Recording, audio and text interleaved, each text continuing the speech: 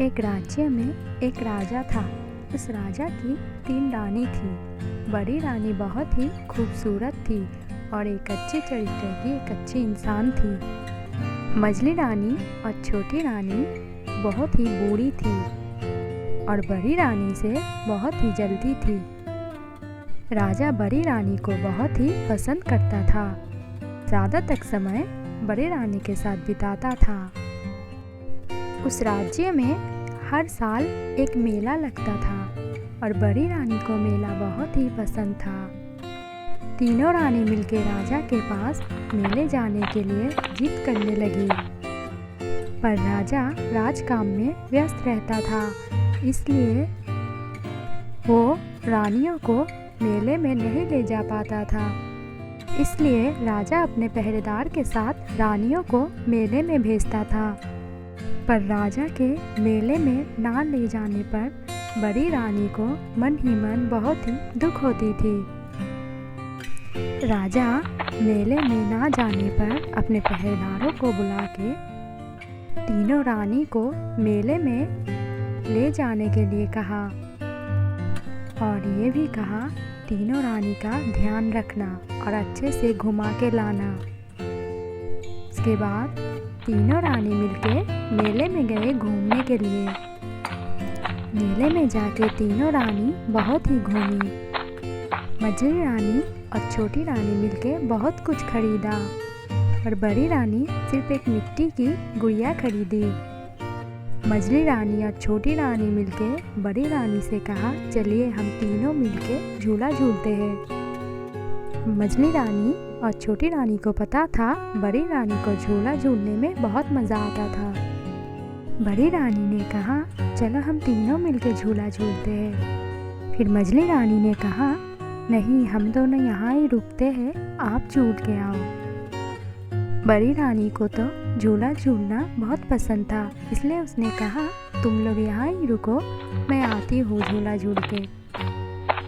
ये बोल के बड़ी रानी पहरेदार के साथ गए झूला झूलने। उसके बाद अचानक झूले से गिर के बड़ी रानी की मृत्यु हो गई और दोनों रानी मिलके बहुत ही रोने लगी। उसके बाद ये खबर राजा तक पहुंच जाती है। राजा बड़ी रानी के जाने के बाद सुन के बहुत ही रोने लगते हैं और साथ ही में मझली रानी छोटी रानी भी बहुत रोती है। उसके बाद राजा कुछ दिनों तक बहुत ही उदास रहते थे। राजा अपने कमरे में बैठे थे और अचानक मझली रानी और छोटी रानी वहाँ आके बड़ी रानी जाने से पहले ये मिट्टी की गुड़िया मेरे हाथ पे दे के गई थी। मुझे लगा इसे आपको दे देना चाहिए। उसके बाद उस गुड़िया को राजा अपने कमरे के एक जगह पे रखता है। रोज उस गुड़िया को देखते हैं और सोचते हैं कि ये गुड़िया मेरी तरफ क्यों ऐसे देखती है और जैसे मुझे कुछ कहना चाहती है। कुछ महीने बाद ही ऐसे ही देखते देखते 1 साल बीत गए और राजा राजकाम में व्यस्त रहने लगे। फिर जाके 1 साल बाद वो मेला आया। मेले के पहले दिन ही झूले से गिर के एक लड़की की मृत्यु हो गई। जैसे बड़ी रानी गिर के मर गई थी, उसके दूसरे दिन भी और एक लड़की की मृत्यु हो गई। फिर राजा के पास कुछ लोग मिलके आए उस बात को बताने।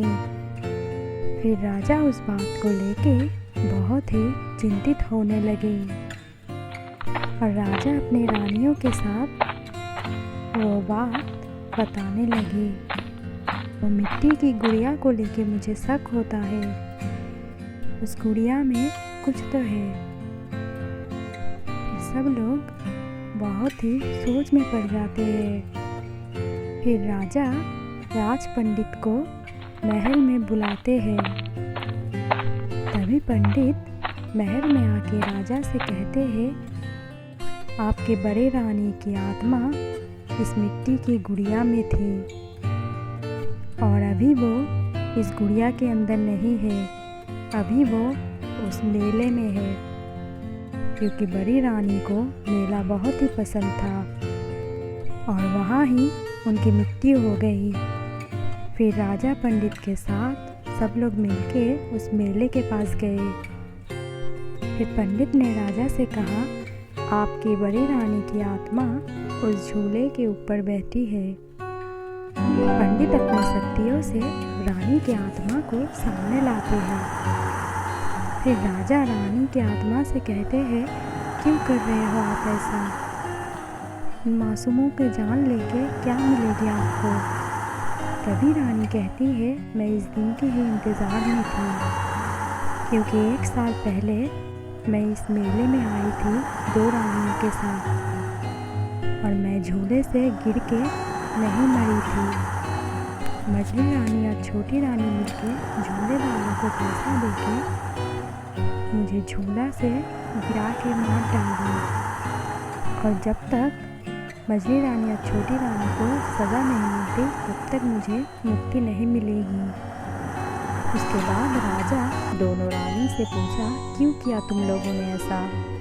तभी दोनों रानी ने कहा, आप सिर्फ बड़ी रानी को ही प्यार करते थे, इसलिए हम लोगों को बहुत ही जलन होती थी, इसलिए दोनों मिलके बड़ी रानी को मार डाली।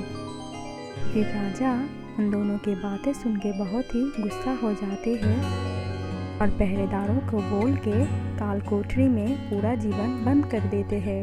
अगर ये वीडियो आप लोगों को पसंद आया तो प्लीज़ सब्सक्राइब माय चैनल।